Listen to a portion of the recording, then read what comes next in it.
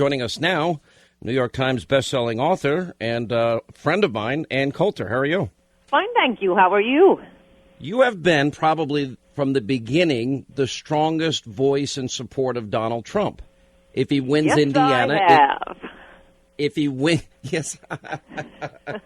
Well, tell us why. What did you see in Donald early that other people didn't see? It was that Mexican rapist speech. I've been waiting 20 years for some politician to talk about illegal immigration, thus Adios America, which Trump read, bless his soul.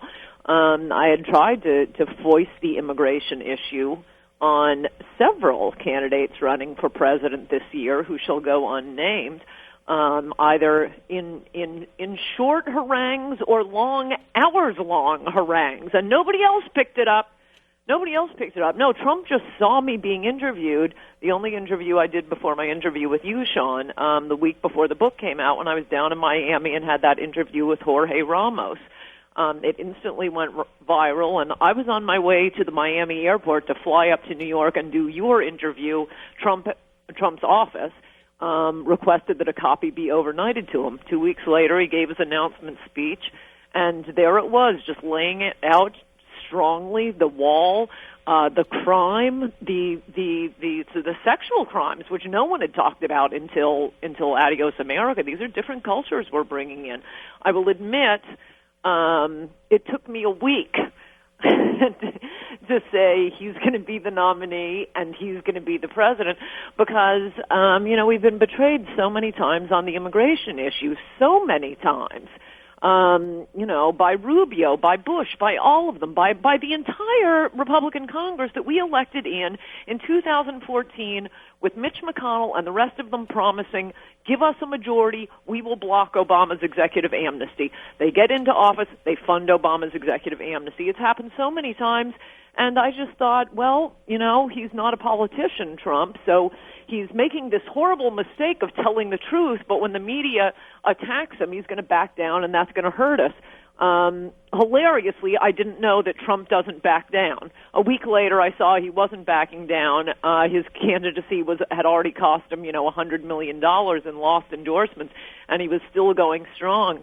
And I realized this is the candidate we've been waiting for, which is why I really have no time for people who complain about he's gruff or he uses coarse language. I wrote a column about it titled, I was hoping for a taller, honest man. This is everything we've been waiting for that no one other than Jeff Sessions would say for decades now. And I knew this is what Americans wanted to hear. I mean, this is a real leader, and he won't back down despite hysterical attacks from all quarters. What do you say to those people and I've interviewed him a whole variety of times, and I really think I've gotten to know his positions deeply, but there are many conservatives angry at you, disappointed at you, and even many angry at me. Not as angry as I am at them. Well, okay, fair enough. But what do you say to them when they say he's not conservative? I don't know what if they're conceiving of as conservative. We're about to lose America. I don't care about conservatism. I care about this country. And it's going to be gone soon. Again, as described in Adios America, we are at the tipping point. We have Democrats gloating about the brilliance of Teddy Kennedy's 1965 Immigration Act by bringing in millions of third worlders, people who were never brought in at this level pre-1970 or pre the 1965 Act.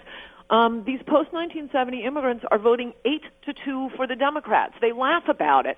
Roy Teixeira and Patrick Reddy, big Democrats, calling it George McGovern's revenge. The entire country is about to go the way of California.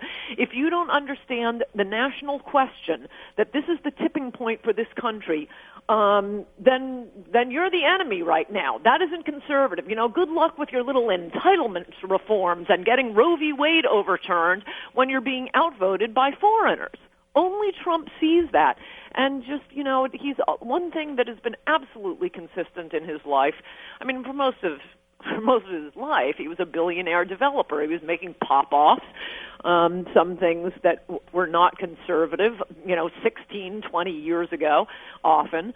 One thing that's been absolutely consistent about Trump, if you look through his history, something I've also written about, and that is his great love for ordinary Americans, for the working class, for the taxi drivers, that woman with the Georgia farm that had just been foreclosed on, and her husband, or was about to be foreclosed on, her husband committed suicide for the insurance money to save the family farm. He just saw that story on TV and started a big campaign, saved the family farm, brought her and her family up, raised millions of dollars, brought her and her family up to Trump Tower for Christmas to celebrate and burn the mortgage in the lobby of Trump Towers. And at the time, what was the quote he gave to the media? Our government gives millions of dollars to foreign farmers, but we can't help our own farmers. He has always cared about Americans first. It's very strange having this New York, Manhattan, fancy billionaire who cares more about ordinary people than his fellow fancy billionaires in Manhattan. Let me ask this, because there is a very different, there is this belief, and I'm there as well, is that America has been suckered by a lot of these other countries, that America has taken on too big a role as the world's policeman, that we can't even win wars anymore because they always get politicized, and we end up pulling out after losing thousands of American lives and look like idiots because we don't finish the job ever, hence Mosul and Ramadi and Fallujah and Tikrit and Iraq. More recently. Well, and Iraq, that's what I'm talking about. And then before that, Vietnam. And all these men die. And the question is, we have all these problems at home. What's wrong with an American first foreign policy for a while until we balance our budget, get 95 million Americans out of work? Did you see the statistic the other day? There's 20% of American families have nobody in the family working there. Yes, but we have illegal immigrants working in this country, many of them, millions of them. No, that's right. That's right. Whenever these jobs reports come out, this guy Ed Rubenstein, an economist, does a quick little analysis and determines that once again 90% of the new jobs went to immigrants. No, that isn't helping the people who already live here. This isn't a racist thing, an ethnic thing. It's we have to take care of the people who already live here. That includes immigrants who came in 10 years ago, 20 years ago. It includes Hispanics, Chinese, it includes everyone. But we have to take care of our own people first. We can't be the welfare ward of the world.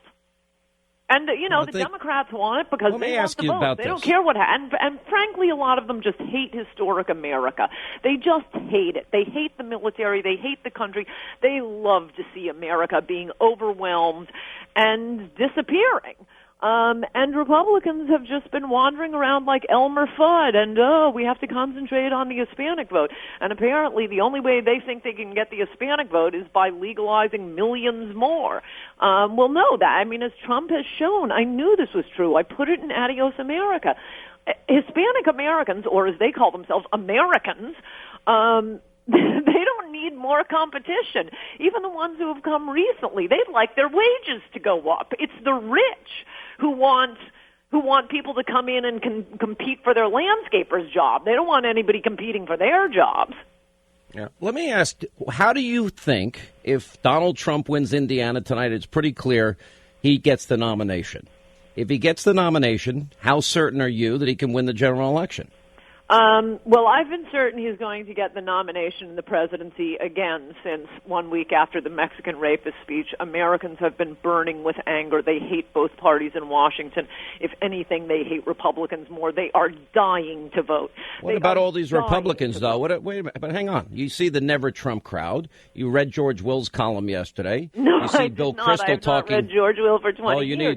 Yeah, there will be 5,000 pundits in Washington, in the Washington, D.C. area who may sit on their hands and sit it out. Meanwhile, in Pennsylvania, 60,000 Democrats switched their registration to Republican to vote for Trump. In Massachusetts, 20,000 Democrats switched their registration to Republican to vote for Trump. I also wrote a column about that, going through the states, the many, many paths to victory Trump has. You have this political genius Stuart Stevens, who managed to lose the campaign for an attractive Republican like Mitt Romney, claiming that nope, there are no more white votes. You can't get white votes. Oh, and by the way, I do think Trump is going to get a higher percentage of the black and Hispanic vote than Romney or McCain. But putting that aside, just looking at how he crushes, it is with the white working class. And Stuart Stevens keeps saying no more white votes. Romney got more of the white vote than even Ronald Reagan. Well, point one, he's looking at the national white vote. Romney actually lost the white vote to Obama, or nearly lost it, didn't meet his national average, in 10 huge states, big Midwest industrial states. In Maine, in Massachusetts, in Michigan, in Illinois, in all very important states. And I'm just talking about, also another thing with Reagan and his white vote. Remember who was running in 1980? John Anderson. That was 100% white people voting for Anderson. Well, okay, and also you had a lot of Democrats back in 1980 who were conservatives, the Southern Democrats who were voting for Reagan.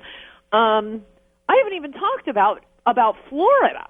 I'm assuming if he just, flips, a handful, a half dozen states, that he can flip pretty much exclusively with the white working class vote, or at least puts them in play, even places like New York, Pennsylvania, Michigan, Iowa, Wisconsin, Maine, and incidentally, who won Maine in let's see, what year would that be? When did Perot run? 1992. Perot won Maine. You think Trump is going to do well in a state that Perot beat Bush in? All right, because we're running out of time, who would you like to see him pick as VP? Well, one thing, you don't have to care about geographic considerations. Why not? Because you're thinking he's going to reconfigure the map. Well, the only reason I mention that is I always hear people talking about, geographic areas. That's been thrown out the window for about 20 years now. It used to be that local media was more important. We're now, a national media country. Clinton had Gore, 2 southern states. Bush had Cheney, Wyoming. So put that out of your head. What needs balancing is more. We don't need a wild-eyed bomb thrower. We got that in the guy at the top of the ticket. We do need someone. The most important factor, having said what doesn't matter, the most important factor that does matter is it's got to be someone who is rock solid on immigration, because if it isn't, Donald Trump is going to be impeached. So it can't be somebody that makes the establishment happy. It has to be someone. I mean, one I've recommended, but I actually think he should run INS, is the magnificent Chris Kobach, Secretary of State of Kansas. He wrote E-Verify. He wrote the Arizona law. If he were the vice president, the Democrats and the Republicans would be praying for Trump's health. And Coulter, we always love having you on. She did write the book, bestseller, Adios, America. It's in bookstores still, and thanks for being with us. We always love having you. Good to talk to you, Sean. Bye.